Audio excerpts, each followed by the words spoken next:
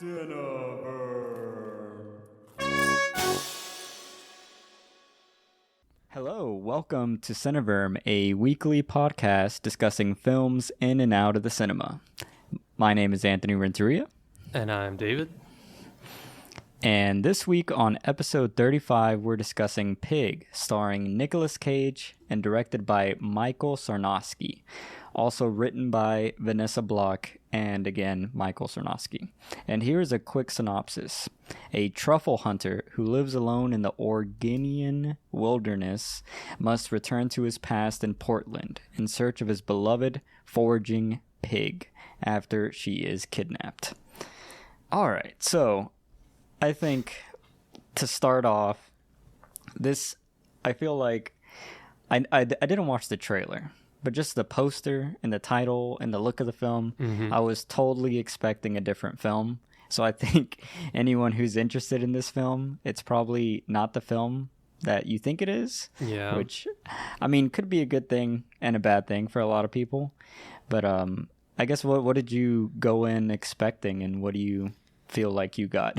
Yeah, well, I know lots of people are saying that they were expecting a John Wick type movie or just like a Nicolas Cage, going wild type movie, but It's definitely not either of those. So anybody who's just a fan of that probably might be disappointed. It's definitely, you got to keep in mind, it's like a low budget, like character study, about like grief and loss, I guess. And that's what it's about. And set in Portland, I guess you should enjoy the Portland feeling, which I did not. Like, this movie has a very like strong Portland vibe. It has like the color grading of like the Twilight movies. Just I don't like it. Oh no. Yeah, like the northwest kind of color. They're trying to make it look a certain way. It's just like very blue and dark, and I just sorry, I'm giving away my my feelings about this movie too early, but I don't know. But no, it's fine. I guess if you're also this is it's a slow burn, so you got to be a fan of a slow burn movie. Yeah. I would agree. It is very slow, like astonishing slow. I was gonna write a review on Letterboxd, but I didn't have the time. But I was gonna make some kind of culinary joke, because that's the other thing. I went into this film and like, all right, it's a pig. It's gonna be like a dog story, but a pig. And then I don't think this is a spoiler, because like the whole film has this like weird underground culinary Portland. Like it's. Yeah. Like, I was constantly questioning, like, damn, like, is this actually how Portland is? Like, I don't know anything about Portland. I've always wanted to go to Portland, but now I'm like, well, this is crazy. But well, the joke thing I was gonna say is, like, I feel like this film is like three things, at least from my perspective. It's a post anti-revenge film, so it's like they're selling it as a kind of revenge film, because they, in the synopsis, they take his pig, but it doesn't do anything that you would assume a revenge film would do. And the second ingredient, I think, is it's almost like a nice core film, which from my understanding, films like Paddington 2, and like other family-oriented films where like nothing really bad happens, like on screen or to people. And I feel like this film has that. Without giving anything away, it just feels remarkably nice, like considering the subject matter. And then there's also a sprinkle of nihilism. Like, it just feels like a very nihilistic film. Like, even though it's nice, like nothing horrible truly happens, it still feels very like, what's the point of anything? And it's very self-defeating. Very Buddhist, maybe. It's got the niceness with the nihilism. If you're a Buddhist, if you're a Buddhist, you might like this movie. Yeah, it just feels like it feels like a depressed revenge film. Like, the revenge is so depressing that there is no real intent or desire to commit any acts of actual revenge. So I think anyone who's interested in the film, like, do not ever think a big revenge moment will happen. Like, Yeah. it's very, very much like a character study, and I guess it's a mood piece. You know, like it's about what the themes are, and that's just kind of what the whole film is kind of anchoring itself on, which I guess I actually liked. Like, I actually came out on the other end of this, and I enjoyed this film All for right. the most part. Yeah. It's a bad mood film, just to clarify the mood that it's going for. Yeah, the mood is bad. But I guess one talking point, because I know everyone who would be interested in this film would be interested because of one core element, which I think is Nicolas Cage, also known as the Rage Cage. I don't think Is he known by that? What did you think about his performance in Pig? Did you enjoy that? It was good, yes. I guess that's a highlight of it, is his performance was interesting. But only, I don't know, it was just so limited. It was only during, I would say, like 3 scenes that I found it interesting. And then for the rest of the movie, I don't know. It's just kind of him standing around, walking around. So Yeah. I feel like he was still underused. I don't know. I don't know. Maybe it's because, I mean, hey, this is like this director's first feature film. It was Was it really? Yeah, it was really low budget. So like, you know, you got to give a little leeway, but and he was probably, I mean, I'm imagining, even I read that Alex Wolff like said that his favorite actor is Nicolas Cage, so he was really excited to be working with him, and I'm sure the director was too. And so I guess you got to give him some credit at not just doing like a crazy Nicolas Cage movie, but I don't know, showing some of his acting chops in this movie. Yeah. It was very restrained. Yeah. Yeah. So I guess good and bad. I don't know. I just feel very mixed about this movie overall. I think I enjoyed his performance a lot, because I was always expecting, like, I don't know if you've seen Mandy or if others have seen Mandy, but that's like pure Rage Cage material. Sure. And I was kind of expecting at some point he would snap, because this character is kind of like a lumbering being of just despair, and I was like, oh, obviously he's gonna snap, he's gonna do something crazy. And it's just very, and like he has very little dialogue in the film, and it's just a lot of like him staring off or mumbling. Like, I had to turn on the captions at some parts, but that could be because my shitty audio system, but yeah, there was parts where I was like, what did he say? I couldn't really. Yeah, I guess I agree. There were a couple parts like that for sure. But I enjoyed it. I think I liked how he felt. It kind of reminded me of a more, I guess, I don't want to use the word boring, but just like it's very uneventful version of, God, what is fucking, God damn it, Joaquin Phoenix. I was never really here. I know what you're talking about. Never saw that one, but yeah. No, yeah, that's a confusing title. Yeah. Whatever. No one was really here. No, I don't know. Yeah. Wish you were never really here. Yeah. I honestly don't know. I'm just making this stuff up. I have no idea. Something like that. But that film felt like the angry stepbrother of this film. And this was very calm and subdued. And I think Nicolas Cage brought a lot to that. And I enjoyed it, but I could also see like your perspective. And I could definitely, like, I don't think I would really recommend this film to an average moviegoer. Like, I would kind of ask them, like, well, do you like this kind of film first? But because I feel like a lot of people could go into it expecting like a John Wick with Nicolas Cage, and then it's definitely not that. Yeah. And I like Alex Wolff. Like, I am a huge fan of him. What did you think about his performance in this film? He did good. I mean, he added some humor to the movie. Thank goodness. God, if his character wasn't in the movie, I can't imagine. But so yeah, his character was interesting to watch, and the family dynamics going on, and it was fun. Yeah, it was fun. But it's almost like I wish there was more of that. if the movie had more humor, maybe I would have liked it more. But I guess the theme isn't really that. So I don't know. Yeah. I liked his performance as well. I thought like he perfectly captured that like youthful, like I'm trying to impress my father, trying to make figure. it in the world. Yeah. Yeah, and he's just like wearing all this wealthy clothing and his car that looks like shit, to be honest. Like, but yeah, not to go into spoilers and reveal what kind of car it was, because that would be blasphemous. Pivotal to the plot. Yeah. But so you were saying you didn't like the cinematography of the film? Oh God, no. That was one of my least.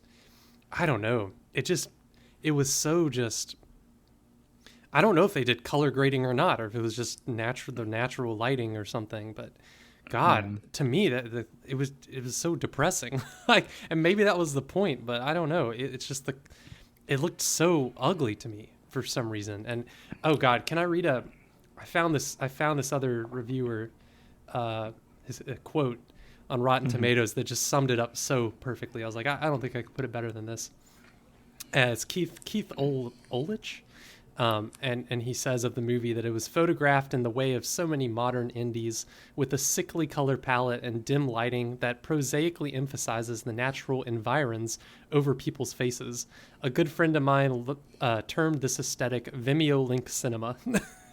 Because it just looks like a like a student film to make their film look cooler. They just add like a color grading to it. And it did remind me of the Twilight movies in that negative way, of where it's just so like the colors are so manipulated to look like really blue and just depressing, like a really cloudy day, that just a feeling you get on a really depressing cloudy day in the winter. Like, I don't know, it just looks so that just depressed me while I was watching it. So man.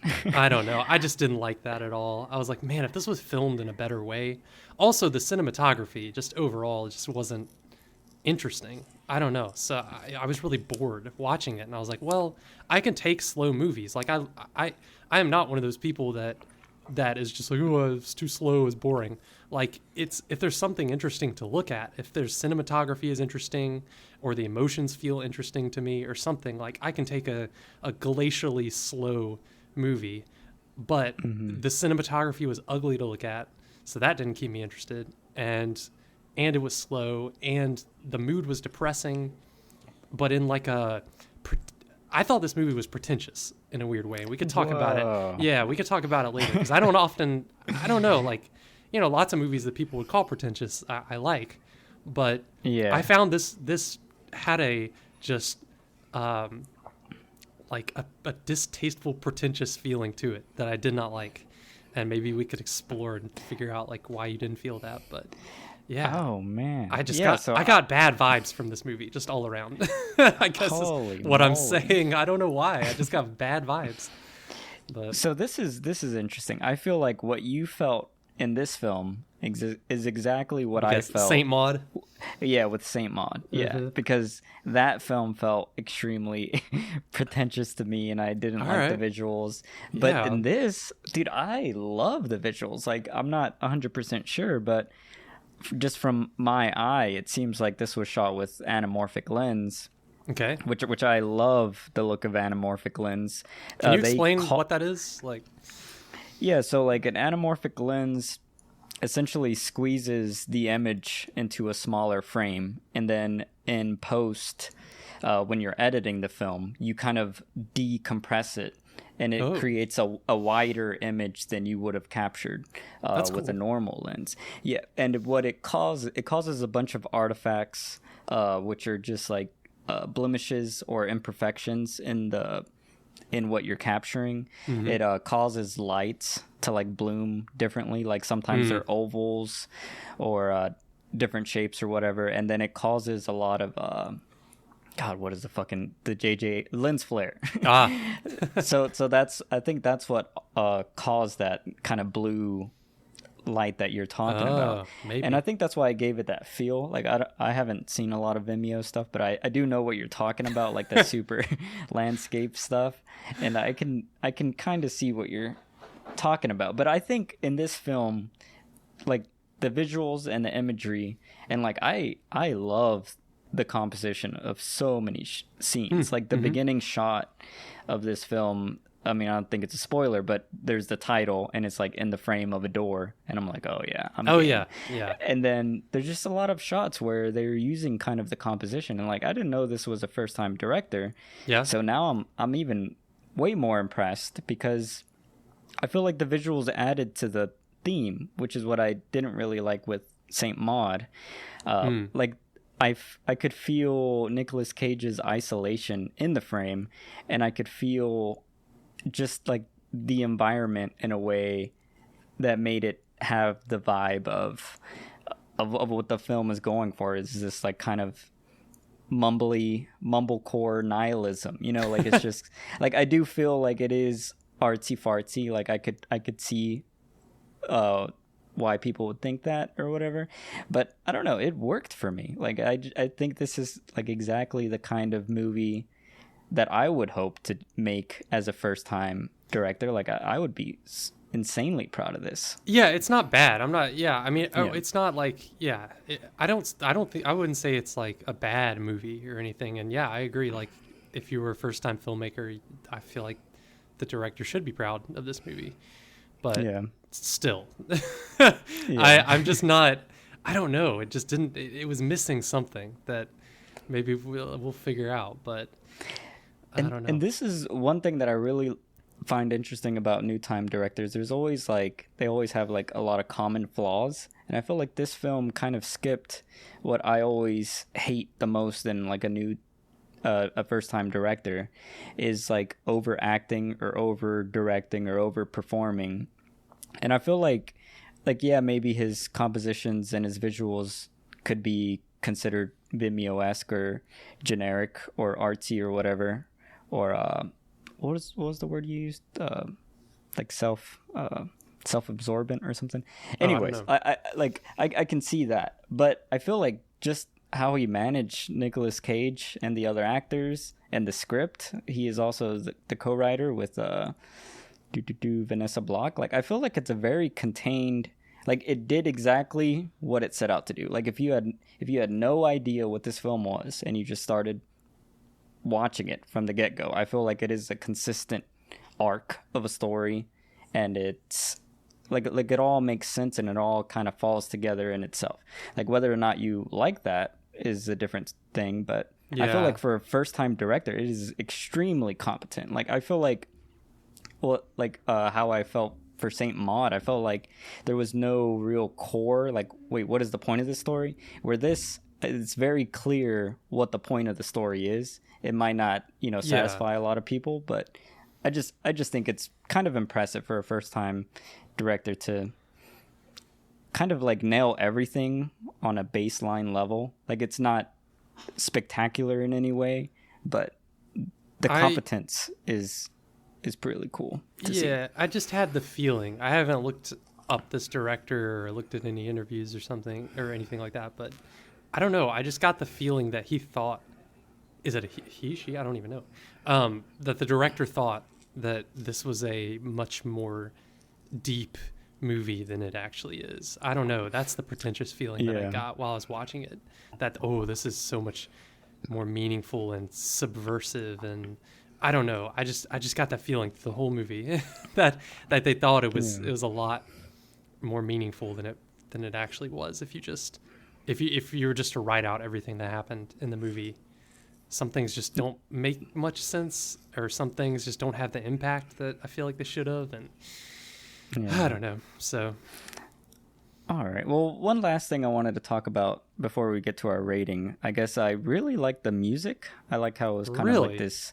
Yeah, like it was this cool kind of just environmental, atmospheric type of warm music. And then there's one piece of music that I'll get into the spoilers that I was like, oh yeah, I fucking love this shit.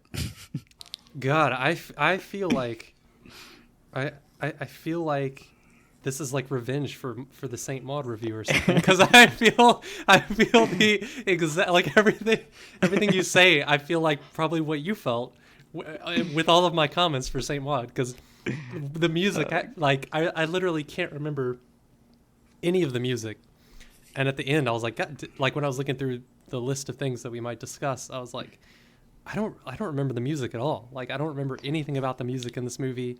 It had no impact on me on any scenes. I didn't notice it. Yeah. God, I don't even remember the music. Yeah. Well, it was mostly played in silences. Like, it wasn't played when, like there'd be a huge interaction. Well, it wasn't huge, but like there'd be, like your dramatic speech.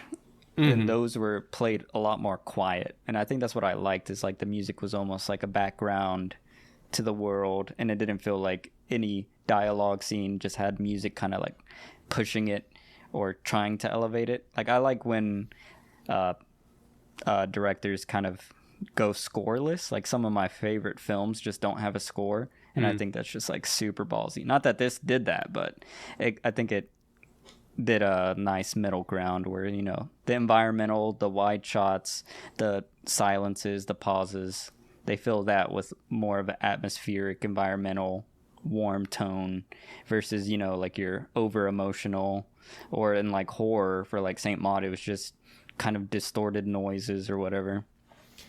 I was thinking like this movie would have done, I feel like, even better if it went all the way with no score at all. I was just thinking, man, because I usually notice that in movies, because I always think it's like really ballsy, like you're saying, like when movies go no score, or just like long, I mean, when it's appropriate for the story or the theme or whatever, or the feeling, when they go just long silences, or just the environmental noises and stuff. But I didn't notice that at all in this movie. It just felt, I don't know, I didn't notice either extreme, so I don't know. Yeah. Well, what would you rate this film? Now I'm curious to see. I don't remember what my Saint Maud score is, but I feel like you're gonna give it that, and I'm gonna give. Oh my God, I'm giving this one a 6 out of 10, because it did have maybe I made it sound worse, but like it's not. Yeah. It's slightly better than the average movie, and it has aspects of it that you don't see in the average movie that I really liked seeing that in a movie. But I just wish that all the other parts had kind of come together to feel like something more meaningful and deeper, or more experimental or something. But I just felt like it wasn't there. So I just feel like I'm going to forget about this movie pretty quickly, and I don't want to rewatch it, so it's kind of like, that's it, lands at a 6 out of 10. Okay. Well, I always struggle with fucking ratings. Which is ironic, because you have a very concrete rating system. If anyone checks out the website, looks at your extensive rating system, you'd think you'd have this down to a science by now. I used to, when I used to watch a lot of films. I'm actually checking my rating system now on cineverm.com. Let's see. Does this challenge the status quo? Sort of. Damn. I'll even agree with that. Yep. You know what? So I'm going to go with my gut. That's what I've been doing lately. Once I start writing reviews, I'll be more methodical. But when this ended, I felt warm and fuzzy. So I will give it a 8 out of 10. Oh my God. And with that, you have fulfilled the prophecy that you made 2 minutes ago, that this is going to be the exact inverse of Saint Maud. Oh man. See, now we need to get our fans and listeners to we need to pit these two against each other. Yeah. For our end of the year wrap up, Pig versus Saint Maud. Pig versus Saint Maud. Yeah. Yeah. Only one indie can survive. Yeah. Seriously. That's so weird. Yeah. All right. Well, that ends our review portion of Pig. If you don't want to be spoiled, you can pause the podcast now. And while you do that, don't forget to subscribe and leave a review or comment on what you thought about the film or our takes on it. You can also follow us on Facebook, Instagram, Twitter, and email us at cineverm@yahoo.com. And you can check out our snazzy website, cineverm.com, where my ratings and David's ratings are present. Mm-hmm. All right, so let's spoil this thing. First thing I want to talk about before I forget, because it's not that big of a deal, but the finale, the ending moment, the piece of music that plays, which I think it's his wife who has passed. Oh yeah, and she's playing a Bruce Springsteen song. I'm on fire, I believe. Mm-hmm. I thought that was wonderful. That was like perfect little seasoning at the end of a good dish. I agree that song stood out to me, and I liked that song and I liked that cover, but I felt like it was kind of weird there. I don't know, because none of the rest of the movie had music like that. It was just right there that they had music, like a song with someone singing, and I don't know. I just felt like it was a little weird, but maybe that was just because the whole movie I was already, I was in a mood by the end of the movie, so I was just kind of like, I don't know about this song, but I mean I like the song, I would listen to it, but not, I don't know. Was that supposed to be her singing it, or was that just? That's how you interpreted it? That she was singing it? Yeah. Okay. Yeah, because he was like he had started playing it earlier in the film, and then he like paused because he didn't want to listen to her anymore. Like, I guess he couldn't accept that she's gone. Yeah. And I mean, I guess that's, now that we can dig deeper, like that's kind of the whole idea of the film, is not dealing with grief well. And it's what I found interesting about these characters. It's like Nicolas Cage and his wife are kind of like mirrored reflection of how Alex Wolff and his father are dealing with loss in their family, specifically a woman, a mother, or a wife. Mm-hmm. And I just think that's really cool. Like, I like how he kind of played that up, tied it together, and then I like how Nicolas Cage is just like so anti, I don't know what the word is, but like he's so, like, they never really show anything. Like, and that final moment was kind of like the only glimpse at who maybe the wife was. Like, oh, she liked to play covers and she liked Bruce Springsteen, and this song is super appropriate. Yeah, I think maybe they should have shown more of the wife. Yeah. Because this, I mean, it's a completely different movie, but because I just watched Beach Bum, because I'm trying to catch up on the old Cineverm reviews of the movies I haven't seen, like that movie, it shows him with his wife, for a while. You get their vibe, you get their relationship, you appreciate it, and then she died. Well, oh god, spoiler for Beach Bum, but but anyway, like for the rest of the movie, like when he references her, it's like I feel it because I saw them together, but when I don't see them together, I don't feel anything because I don't even know. I don't know who she is. I don't. Besides that tape, but I just feel like I would have liked to see their relationship more, because I don't. Another thing that I didn't like was that I feel like would have added to the movie was to show a scene of Nicolas Cage back before his wife died, as the successful chef that everyone admired and everyone knows in Portland, and like just show like a little glimpse of how he was back then, so that just to contrast it with now, because they never showed anything of that. So I kind of I can't picture in my head that character being like the chef that everyone likes and is the talk of the town, and in this happy marriage, and I don't know, I couldn't picture it because they never showed it to me. So I don't know. Well, I see exactly where you're coming from, but then I'm like on this other weird side where it's like I feel like it was kind of intentional, and I kind of respect, because it kind of ties in with the theme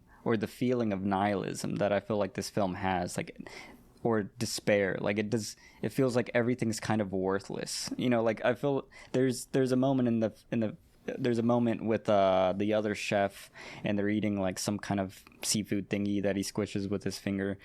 I can't remember the name of the chef, but he's talking about like there's so very few things that you can love, and they're Yeah. kind of talking about like as artists, like as culinary artists, like Mm-hmm. you know, you give up something and then it's gone and it's worthless. And I feel like kind of the whole film kind of anchors itself on that theme as well. So it kind of, I feel like it resonates, not showing him as a good chef or his past, and not showing his wife or what they were, because it's like it doesn't matter. Like the whole film feels like he's gonna die and then it's over. Everyone dies and it's over. And then like your art will last for as long as it can last in people's memories, and then those people will die and then it's also over.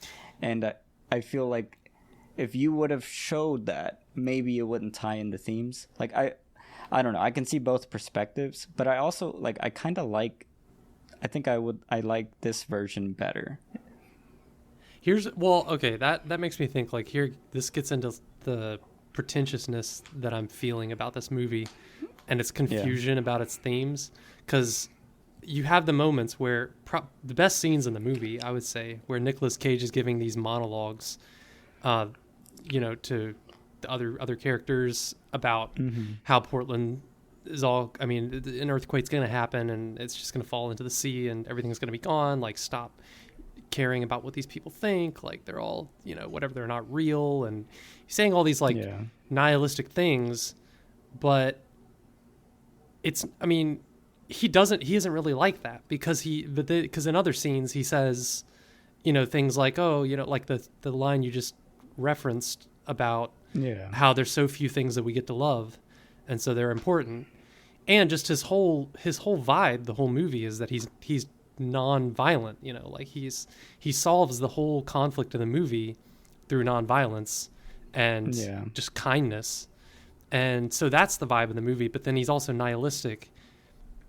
So I don't know, I just felt like there was something confused about the theme of the movie. Well, maybe that's part of the theme, you know, like it's so depressed in its own actualization that it can't even go either way, you know, like he can't help but want to help people, because maybe deep down he respects art, and when he sees people's art being destroyed, he can't help but be like, no, you need to do what you fucking love, man. But then at the same, on the other side of that coin, he's so just filled with despair that he can't, like, all he sees is like kind of erosion, you know, like how the ocean's gonna take the whole city and then everyone's dead and nothing matters. So it's like when he's alone, or maybe when it's regarding his own personal life, it's, you know, just pure despair. But then when he sees other people, you know, wasting their lives away making culinary content, it's, you know, it gets to him, I guess. I don't know, but yeah, you know, that kind of makes sense. The way you described it, that kind of changed my mind a little bit, of thinking like, okay, I see what you're saying. Like it's when you're depressed, it's like, that doesn't mean that you're, you know, you can feel nihilistic, but also in a way sometimes that can make you more kind, because it's kind of like, like nothing pans out in the long term, so we might as well be nice to each other, I guess. So that kind of exactly. makes sense. Me, like, I feel like, all right, let's get into the final scene. So like I like when he cooks this meal for Alex Wolff's character's father, and I'm like, all right, he's gonna poison the food. That's what I was thinking. Or he's going to do something to manipulate the food to where he loses his sense of taste. That's where, like, my writer brain oh went. my God, you thought it, yeah. I was like, there's some sort of acid that exists in the world. You sprinkle it on the chicken, and his taste buds just fucking evaporate. And I was like, that would be perfect. Tying all the themes in, but that didn't happen. And then I was like, what the fuck is going on? And then obviously, you know, like, the father, like, he remembers every dish and every person and all that. And, what did you think about that scene, actually? I thought that the idea of it was really clever, and like I like the idea of the good guy. I'm trying to think of any other example of this where because it doesn't happen very often in movies, where you have a clear protagonist and a clear villain, but the way that the conflict is resolved is the good guy just kind of like melts the villain's cold heart, and turns him into a human again, and that's it. It's nice. It was nice, but I don't even know. I don't know where I was going with that. But I like the concept, but for some reason the scene just, it didn't pay off for you. Yeah, of him. Well, and then right after that, like the revelation of that the pig was just killed.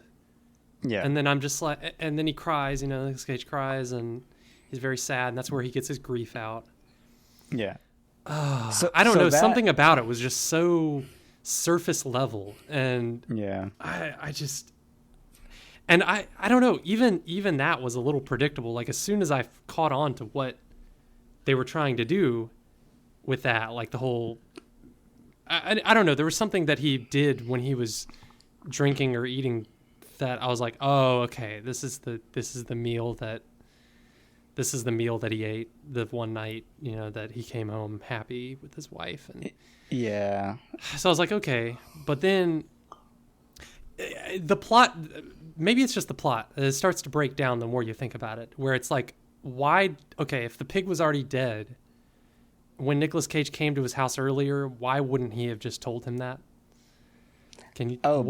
What reason did he not tell Nicolas Cage that the first time that he came to his house, instead of just being threatening to this guy?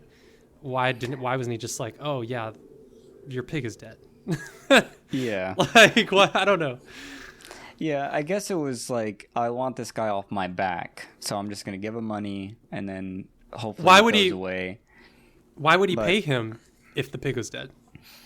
I guess he felt some sort of remorse, because I guess this villain also has some sense of respect for what's his name, Robin Feld. Yeah. Nick Cage's characters is like a superstar culinary chef. Like I guess that's where I'm trying to rationalize it.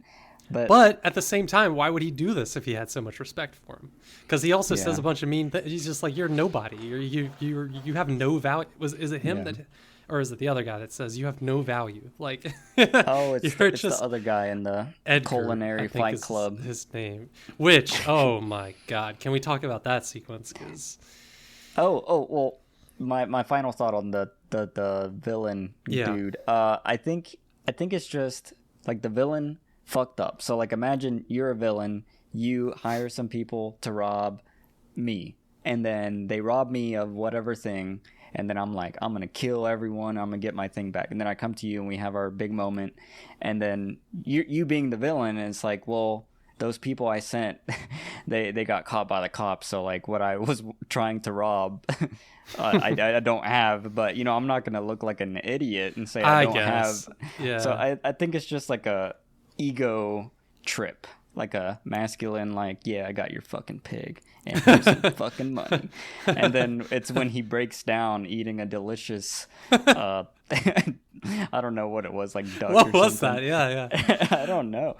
It was such a small portion, like it's that's the one pretentious thing I cannot like it's just one little chicken, and I was like, how much meat is on that thing? Like, when he was cutting it, I was like, there's barely any meat on that. That's like a bone. But yeah, I guess it was during his melting emotions where he was like, yeah, pig's dead, I'm a fucking failure, I'm not even a good villain because I hire fucking crack addicts out of a trailer park. yeah, not a well planned. But anyways, and then also, on that same scene though. But he also says, like, I could just buy another one. He's like, I don't know. He says that at some point, like, I could buy another pig for $25,000 or whatever. So why didn't he just buy a pig? I don't know. Like, why did he need his pig? Like, I guess it was more of a personal thing against his son. Because he was like, my son started making a lot of business selling truffles, but my son is fucking incompetent. Because he's my child, he's my offspring, therefore I hate him. Because he reminds me of myself, and so yeah, I think it was a dual ego. Trip. Yeah. Okay, I see that. And then that makes way more sense, because why would you want to tell someone the thing you stole from your son died in the process of stealing it, and then your son would be like, you suck, you know, like you failed in your own fucking evilness. Yeah, I that makes sense the way you describe it. It's just he messed up. He didn't want to admit it at first. And then it wasn't about stealing the pig from that guy. It was about his son trying to take business away from him. Yeah. I actually found that Alex Wolff's character's father, his performance was very well. Like the actor did a good job. I agree. Because he had like probably the worst lines, like the whole like acting tough, and he's all like high art and whatever. Like I feel like any other actor would kind of ruin that, but he did enough to where it was believable, and I wasn't like cringing or anything like that. Yeah, he was very natural. Like when they introduced him, like I was like into that character. I was like, oh look, it's a villain that's very believable as a kind of rich, kind of pretentious guy that just thinks he can do whatever he wants. Yeah. One last thing about that scene. That the moment where he tells Nicolas Cage that the pig is dead. I feel like that how that was handled, like that post revelation was handled badly. That's probably like one of the parts of the film that I dislike the most, because it like cuts into like they cut the audio like completely, and like you can't hear Nick Cage or whatever, and you just see him like I guess he like screams or cries out, and then he just falls on his knees.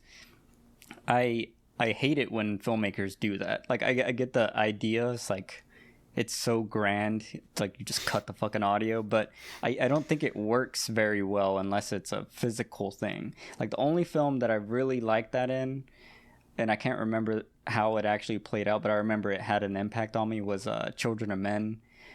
Early on in the film, he's in like a coffee shop and it like explodes behind him, and then like the audio cuts out while everyone's like panicking. Like I feel like it only works when there's an environmental reason for why the audio is cutting it. Like like your ears are ringing or whatever. That's like the usually when they do that in movies. Yeah, but yeah, to try to make it more emotional by taking the audio out, I don't know.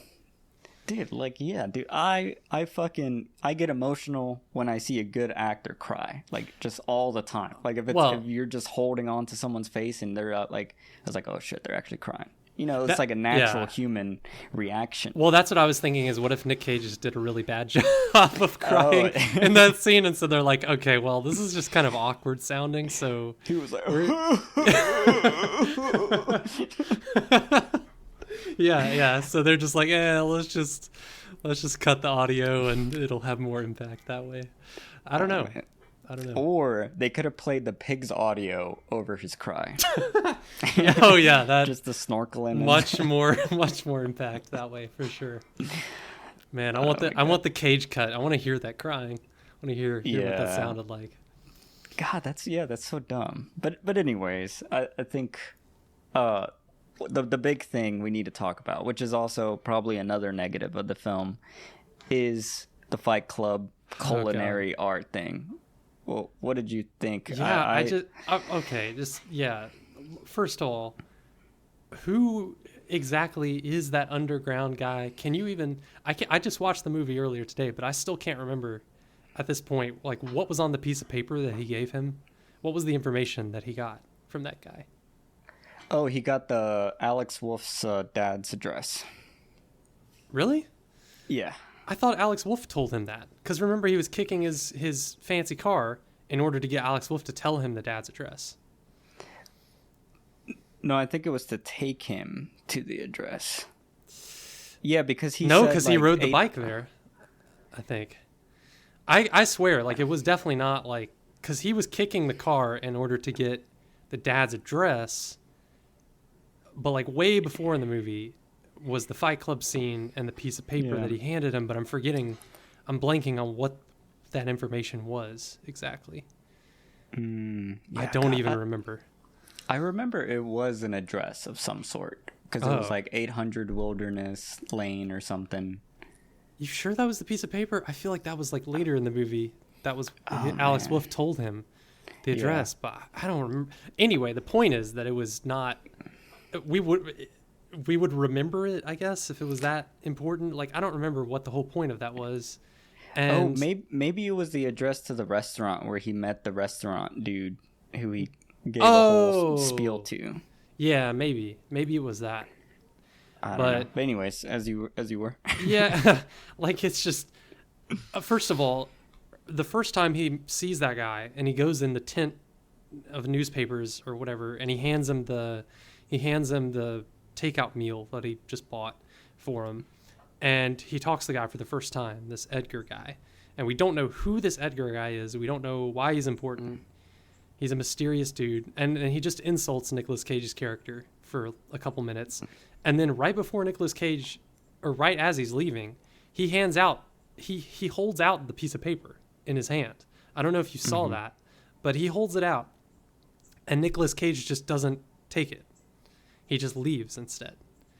And then he goes through the whole... it's like a little plate of some kind of food or something. Was that what he was handing back to him? Yeah, it was like funnel cake or some shit. Oh.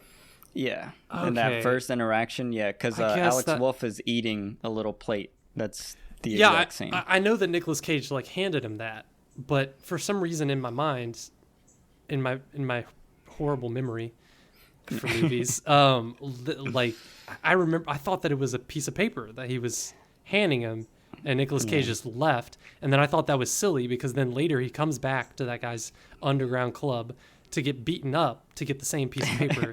And I just, in my mind, I was like, that doesn't make any sense. But no, I guess that was just getting the tray confused with the piece of paper. That's probably true. Yeah. But regardless, the whole underground fight club, it's like, okay, like, what is this? Like, what is the setup? Yeah. Like, are these just homeless guys? Who are these people that volunteer to get paid to get beat up? How do they find out about this club? A lot of them look like chefs, right? Chefs? Like some of the viewers look like chefs because they were in like their chef outfit or whatever. Yeah. Well, I mean, I think they established that like the people that are coming here to get their rage out are like restaurant workers. Like they're the restaurant workers of Seattle, or not Seattle, Portland. Fuck Seattle. Yeah. Fuck Seattle. But yeah, so I felt like, okay, this is like a Fight Club type thing where all these people that are coming here to beat up someone, they are all like disgruntled restaurant workers. But the only other person they showed getting beat up was someone that looked like Nicolas Cage, like an old man with a long homeless guy beard. And so I was like, this is really weird. This is weird. Like, are these just homeless people or like people that need money are coming to get paid to get beat up for a minute or whatever by these restaurant workers? That's how I interpreted it. But none of that made sense. Like, I feel like you could cut out that whole scene and the film would still work exactly as intended. Yeah. Because what was, like, so they pay to beat up homeless people to release their rage, I guess. But then why was it such a big deal that this once famous chef is paying to get beat up? And then like what is I guess like, what do the homeless people get to keep the money that these people are betting? Okay, that's how I interpreted it. Like they get paid something to get beat up. Yeah, that's why they're there. And the restaurant workers are just angry. And well, I mean, they would all, I guess the restaurant workers would know that name, you know, when he wrote it on the board, because he was a super famous chef in Portland. So that kind of made sense a little bit, like why they would know him. But why would you want to beat him up? Yeah. why would that guy, I didn't get like they were laying down cards or something on the floor in order to like bid. They were like bidding to beat up the person. Yeah. I don't know. The whole thing was really weird. I thought it was some kind of like maybe inside joke thing about Portland, the restaurant scene, you know, that the director had some kind of insight into, but I just felt like it didn't really translate well. Yeah. What if, shit, I forgot. It was so dumb that I forgot. Oh my gosh. Yeah, like I can't, I'm trying to like rationalize it even more and I can't. Damn it, I was going to say something very important. But yeah, so did the guy just know that he wanted whatever info? Like he was willing to get So he would get all the money, and then he would give Nicolas Cage the info. That was stupid too. Yeah, that wasn't very clear. What Oh, I thought he was just proving himself. Like, oh, look, I'm tough, and give me the info. I don't even know. What I was gonna say is this is actually genius, because it's just setting up the foundation and the building blocks for the Pig MCU universe. So you can have future Pig releases with future culinary chefs, and then this is kind of like the laying the groundwork, so you can kind of see, you know, they have the cards. What do the cards mean? Who's that chef? Yeah. That's a million articles about what do the cards mean. What does this shot mean?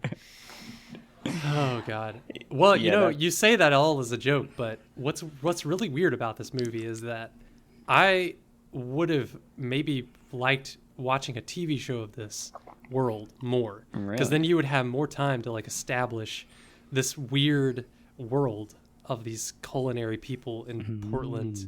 I was just thinking like this would be a way better TV show to get deeper into the characters, because honestly, I don't know, it's just like very surface level, deeper into this character's backstory, showing flashbacks, you know, I don't know, just getting us to understand this whole world. But you know what's weird is that I read somewhere that like originally this script he's had for a while, and it was originally set in like Europe, like it was set in like Spain or Italy or something. So but what's weird is that Portland feels like it's such a big part of this movie that seems strange to me. I was just like a last minute change or something. But I don't think this guy is actually from Portland at all. So yeah, it's just weird that that's such a big deal in this movie, because I have heard that about Portland, is that it's a very like foodie kind of city, but I wonder how exaggerated the culture is. Maybe it was the cheapest place to film, and then they're like, all right, what's cool in Portland? And then they were like, hating Seattle and good food and so pigs. Like, okay, that's part of the movie, that the pretentiousness of it is that it took itself too seriously, like I feel like the whole culinary thing, because I thought it was weird that there was the scene where they're in the car and on the radio, or Alex Wolff is listening to some podcast or something about like classical music, and a guy, you know, pretentiously talking about classical music and how great it is, and Nicolas Cage like turns it off and stuff. But I was like, but it seems like the movie takes like the culinary world as seriously throughout the movie, and it never kind of like laughs at itself. It takes it like really seriously, and I thought like all the scenes where there's cooking going on, like were really, especially the scene where they're preparing the final meal, it was like all shot like really seriously, and like the way it was shot was just weird and like slow motion. Like it looked like a commercial to me, like a Folgers commercial. I don't know, like a food commercial or something. Like I was just hearing like the voiceover in the background, and like I was about to see some brand name, you know, just the way it was shot, like the slow motion, you know, the sunlight, and you see the powder, you know, in the air, and, you know, floating down, and they're patting all the little things, like all the little pieces they're arranging just perfectly. And I was like, God, this is taking itself way too seriously. I don't know. Like, we got to poke fun at that world, because like it's such a silly world if you think about it. This little culinary world. I think if it would have dug deeper into the culinary thing, like if you were to eliminate the Fight Club stuff, and if you were to take this, like how he's kind of talking about it as an art form, like I feel like there's enough material there where you could actually like kind of have a very in-depth look at what the culinary world is actually. Like I'm sure there is scenarios where there's a guy who owns like 15 restaurants, and he kind of makes sure that each restaurant is making meals that are different from the other ones to complement each other, and maybe they purposely like price gouge, or they fucking do something with the ingredients, or like they repeat the same meals, or they say this ingredient's in it or it's not, or chefs get fired, or they get their recipe stolen, or like Yeah, feel I'm like sure there's a lot there of cool drama in that world. Yeah. and like if you, also the cooking, like the visualization of culinary arts, I felt was very very low. Like it Yeah. wasn't done justice. Like I don't know if you've seen Chef by No. Mm-mm. oh shit, you haven't seen Chef? All right. Well, Chef is actually a good movie, and that's like probably the one film that I've seen that takes culinary art very seriously, and it presents it in a very delicious way. Like you cannot watch that movie and not want to eat everything that you see on screen. Like it just looks immaculate, but it doesn't look immaculate in how you were kind of comparing the final scene to like a depressed Folgers commercial from 2021. Yeah. In Chef, it was like a bright, vibrant, like I want to fucking eat right now, and like you're seeing the complexity, but also the simplicity. Like I would have loved scenes like, yeah, especially that last one. Like I didn't feel like it really hit the emotional tone visually as it should have, with because and then it was an intimate moment, you know, like he's this father who isn't a good father is sharing this cooking experience with the son who is also not that great of a son and also has a terrible father. You know, there's like multiple layers of emotions you can dig out of that. Mm-hmm. Yeah, just the whole food world. Oh well, you know what's weird is, okay, there was a moment where it seemed like it was poking fun at itself, like where the waitress is giving them is introducing the food, you know, when they go to the fancy restaurant, and it's just like this ridiculous description of this meal that they're about to eat, and it's I feel like it's purposely over the top. But that's the only moment in the movie where it might have been supposed to be funny, but it wasn't very clear. So I feel like the tone was a little weird with the comedy of it. Maybe this director just isn't quite. It seemed like they just weren't quite like confident with the comedy of it, or with comedy just in general. So that was a little weird. I wasn't sure if we're supposed to, you know, because it just makes you feel like, how serious am I supposed to take these people? I'm trying to think, because I have like on the edge of my brain, I have another movie that I'm thinking about that I can't think what that movie is, but it's a movie. I know I've seen this in other movies where it's like a very specific world where the people in that world take themselves very seriously, but the whole tone of the movie is telling you like, this is absurd. You know, this is an absurd little subculture, you know, that you're supposed to see the absurdity of it, but God, I can't think of what I'm thinking about. But anyway, Wolf of Wall Street. Maybe, yeah. No. That's sort of a good example of what I'm thinking about. Of like, but you're probably talking about a more like mundane type thing. I'm assuming. God, I'm sure I'm gonna remember as soon as we stop recording. But yeah, but yeah. Like there's so much fun in that kind of movie, but yeah, just took itself a little too seriously.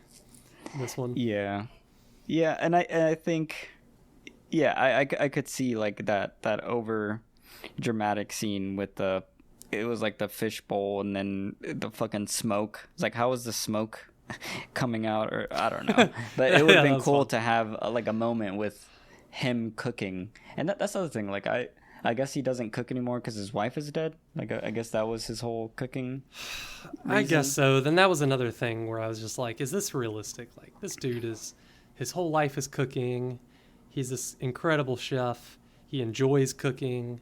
His whole, you know, he tells the other guy like, oh, you know, when he's talking to the other chef that's kind of lost his way. It's like he's encouraging them, like, do what you enjoy, you know, like life is short, blah, blah, blah. But it's weird that he would just fuck off to the woods and with his pig, and like that's all he would do. And I guess it's depressed, but it's been how many years? But they said it was like 15 years. 15 years, yeah. And it's like, really, like, come on, like people mourn, but 15 years, that's super rare for someone to be like in that much, like their life is in that much shambles from grief. Like that was a little much. But oh well, speaking about that, I guess did you interpret the lady he visited that owns like a bakery, like that's his daughter, right? Okay, that's what I was thinking at first, but then I was also thinking this could just be someone that worked, because she called him like chef, and She said something that just made me think that she was an employee. She was just a top employee at his previous restaurant, and so when he disappeared, she just took over and eventually turned it into a bakery because he didn't show up. But again, kind of missed opportunity, because that would have been, if they'd have made it a little more clear, like that would have been an interesting reveal if it was his daughter, and it's like, whoa, well, he's like, he has a daughter and he's been ignoring her for like 15 years, just totally disappeared. Like that would have been even more. But it didn't make it clear. That's what I interpreted, because it's I don't know, because it kind of makes sense with his kind of character. Like he's just fucking disappeared and he's like just nowhere. And then like if you were to think that was his daughter, then I think that scene was very effective, because like the lady hugs him and then he can't even like hug her back, and then like the way he's like sniffing the bread and shit, like almost like not really judgmental, but it's just, I don't know, there's just like an atmosphere of, you know, like he's trying or he's not trying to be fatherly, like he's just in that awkward position needing these baguettes. And that salted whatever salted baguette. Yeah. Oh god. Yeah. Yeah. So the Alex Wolff has a cool car and it's a Camaro. That's it. Wait, what? Yeah, Alex Wolff's car, like the film and his character make it out to be like a big deal, like he has this awesome car and it's just a fucking like Camaro, like not even a new Camaro, like it's like a shitty yellow. Gotcha. I'm not enough of a car person to really know. I just thought, oh, that looks like a fancy car. It looks like crap. Really? Okay, yeah, like I said, I'm not a car person at all, so I was like, oh okay, man, whatever, that's supposed to be like a generic fancy car. Yeah, it's like a show-off car. A $30,000 car. Like, it's not even, like, all you know, right. It's not like a Mercedes or all right, fucking... that kind of makes it funnier. Yeah. So maybe there is some comedy, like, because I don't see how you write all that dialogue about his car and like, don't hit my car and I love my car and I'm sleeping in my car. And the car is just like a generic, normal, mid-size, fucking mid-income level car. His character was fun though. I would say. I mean, it was that, but it's like I would have wanted to see more of, if it was a show or something that expanded on this world, and was just following him, following him through his struggles to live up to his dad. And it's just kind of bad when like things like that. I'm thinking about stuff like that while I'm watching the movie instead of appreciating the movie, because I'm just like, ugh. So a breaking pig, if you will. Mm-hmm. You could. Yeah. He's like the Jesse. Yeah, he fits that kind of character, like kind of oblivious, and he thinks he has a plan. Yeah. And he's like talking himself up in the mirror. But Nicolas Cage is the Walter White. Yeah, of that world. Yeah. Oh my god, that's true. Oh my god. It's actually very, very true, because he's a chef. He's considered the best chef, so like he's kind of an asset. And his name is like known, you know. It's like it's oh my god. Now you've done it again. Every episode you make me think of like some alternative that just makes me pine for a different version of this movie. Or it wouldn't be a movie, it would be a great TV show by the creators of Breaking Bad, where they just take the script, take the same actors. I mean, has Nicolas Cage ever been in like an extended TV show? That'd be great. Not that I know of. He would just have tons of room to do everything that he could do as an actor. And Alex he could Wolff, be depressed, rage cage. Sure, he could do it all. Unfiltered. Yeah, every episode just show a different angle of Nicolas Cage. Yeah. Oh no. Man. Are you interested in seeing what this? Are you interested? Did you like this movie enough that you're like, oh, I want to see what this director does next? Oh hell yeah, yeah. I think because he grappled the thing that I think is probably the hardest, which is handling a theme. Like it wasn't the best it could be. Like the Fight Club thing didn't make any sense. The ending where he cut out the audio didn't make any sense. And there's like other little things where I like it could have been tweaked and turned, but the core idea of this grieving person being nihilistic, but then also just being kind. Like I just think that's a cool anchor that I haven't seen in a film. And the fact that he kind of, the through line is beginning, middle, and end. And I think that's probably the hardest thing as a writer to like keep up with. Like, what is this about? And then to keep it through 3 acts is way harder than it looks, in my opinion. Well, that's where I just feel like this character didn't really Grow. How did the character change or progress? Because he seemed just as depressed at the end of the movie. Yeah. Well, I guess the whole film, he can't grapple with the loss of his wife, right? Yeah. And then he has this pig that he has befriended. And then the pig gets taken, and the pig is also dead. So there's the second sign of loss. But then very quickly, he tells Alex Wolff, like, I'll see you Saturday. Like, let's get back to what we were doing. So I think maybe that is the small amount of growth, was that he lost something else, and instead of giving up what he was doing like he did previously, he was a chef, wife died, no longer chef. He had a pig, he was hunting, I forgot what the things are. Truffles? Truffles. And then the pig died, therefore he should give up truffle hunting. But then he says, no, Saturday, 8 a.m., we're doing truffles. So I guess that's his growth, that he's like, he had to get a second loss to understand that he could move on with the world, because either way he's going to die in the end. Maybe, yeah. I mean, I didn't notice that while I was watching it, but now that you explain it, I think, okay, I could see that was whatever. He was going to continue that even after his pig died. It was just on the surface, it was just such a cookie cutter, like, oh, okay, I'm going to write a movie about grief.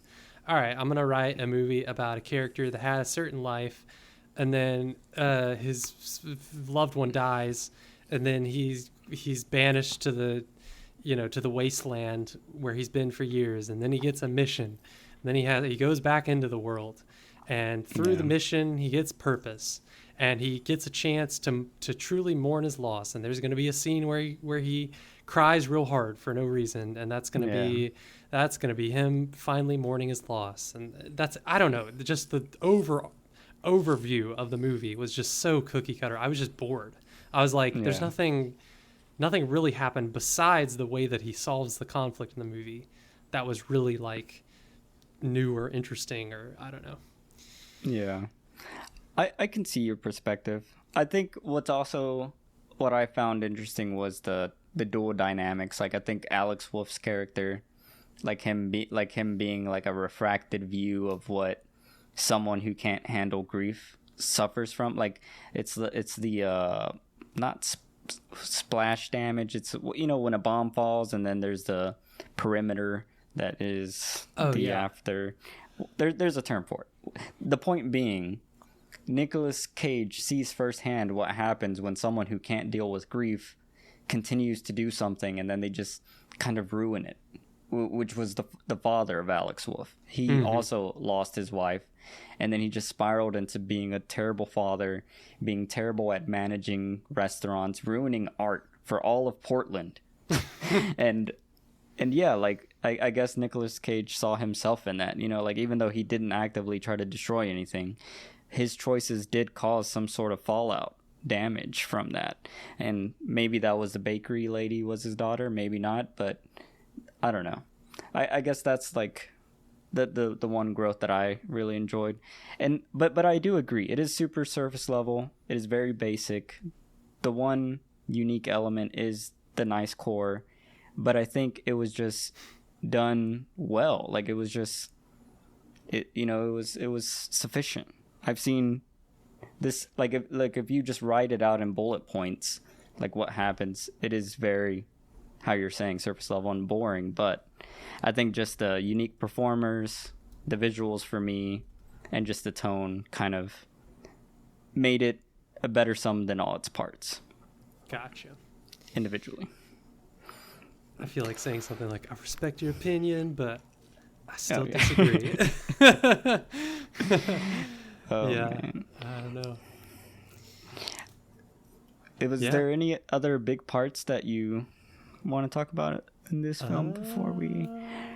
Man, I mean, I guess this makes sense to you because you liked it a lot, but like, I feel like the reception of this movie is quite overblown for what it is. Yeah. I don't know. It's got like a 94 or something on Rotten Tomatoes, and I'm just like, really? And like a 90 something with both, I think. Let's see, both the critics and the audience. Well, maybe. Do you? I guess this is the existential question.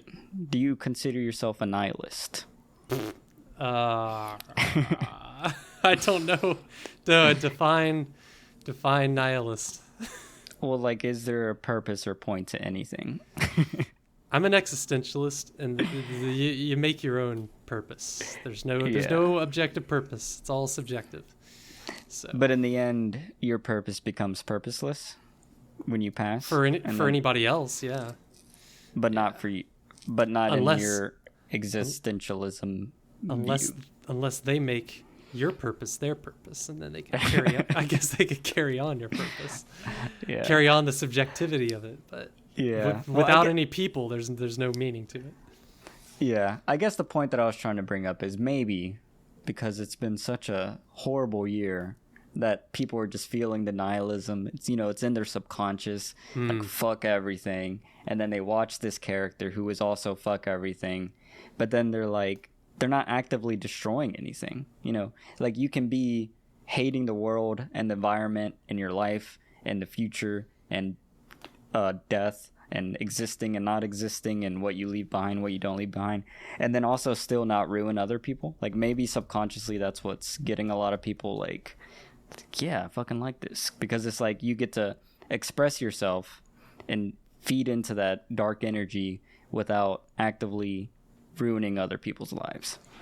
Yeah, or maybe the fact that like 600,000 people have died from a horrifying disease in the last year and a half. That a lot of people really relate to the whole theme of grief and overcoming grief. I mean, that kind of makes sense. Yeah, I think I was listening to an interview with the director, and he was saying that he did have his like father pass while he was like as an inspiration for the script or something, and I do think. Like, I haven't suffered any incredible loss of life of anyone near to me that I care about. So, like, but I can imagine it. Like, I constantly write about death. Like, that's probably, like, my main go-to theme.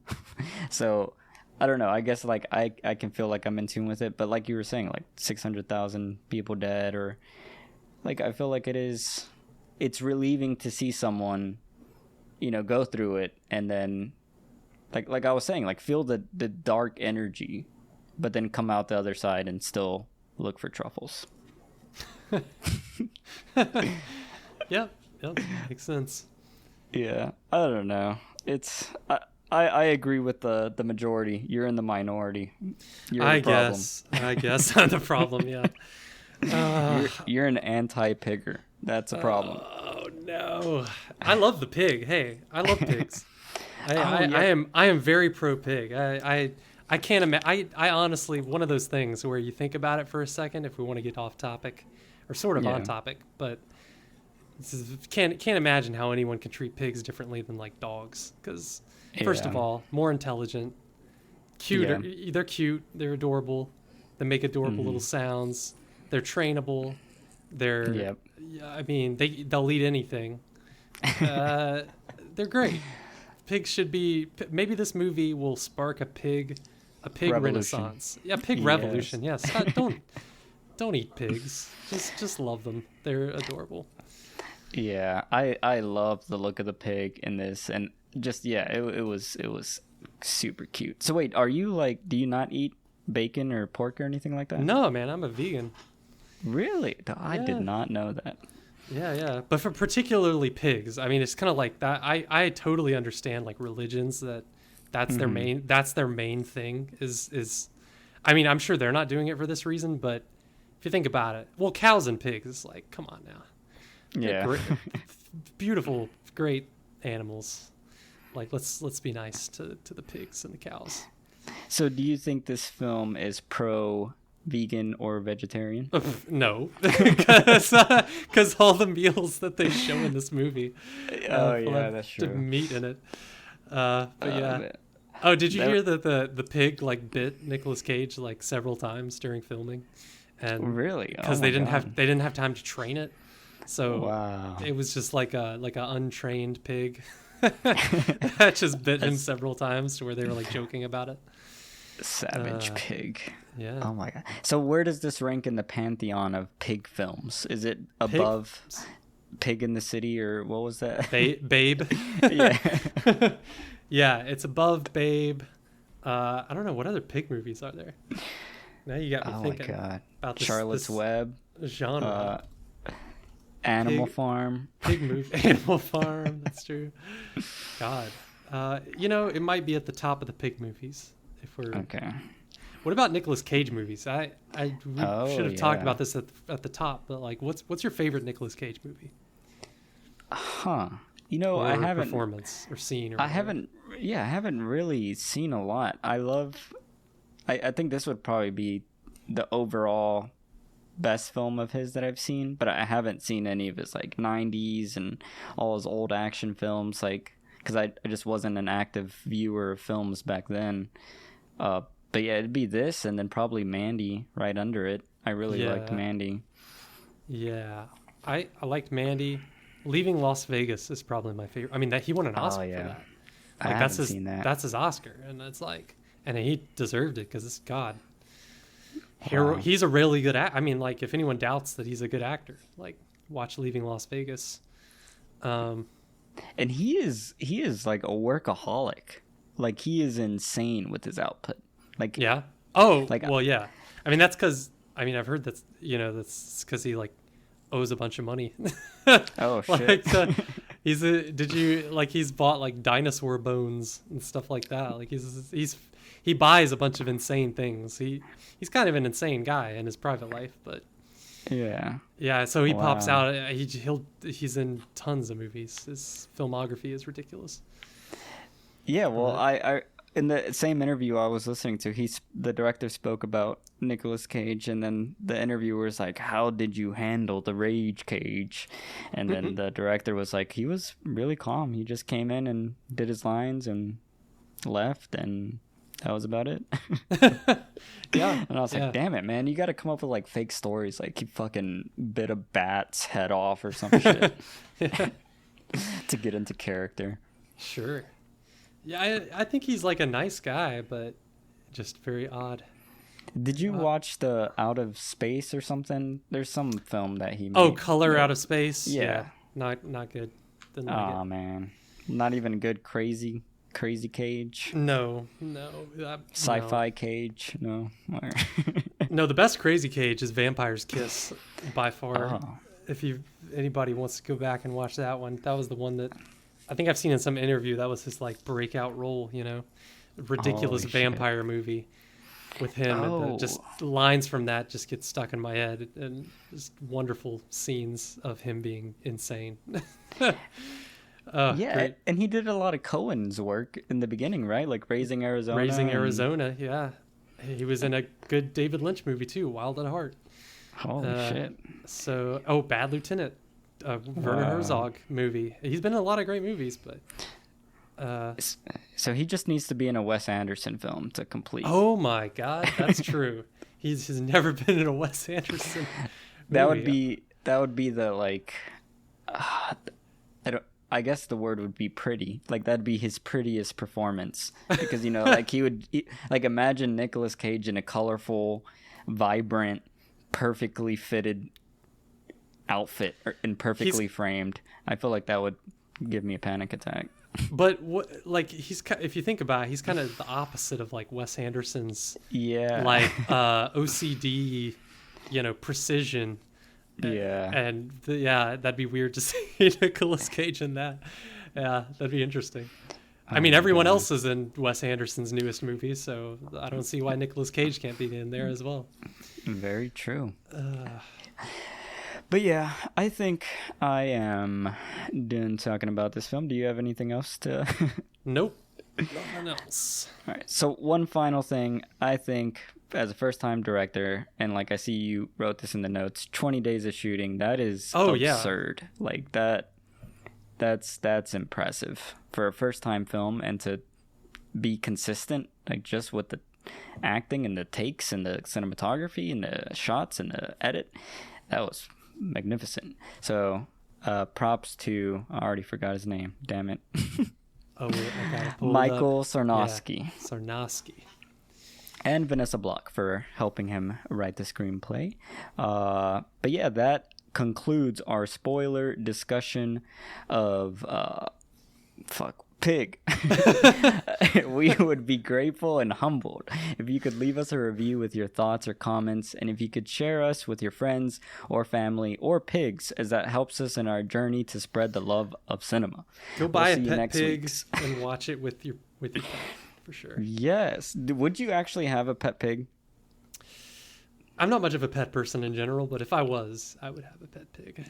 But you would want to like have a house? Yeah, like so with the yard, a nice yard for it. Yeah. All right, we'll add that to our Patreon goal. The Cineverm definitely mascot pig. Yep. All right, see you next week, man. See ya.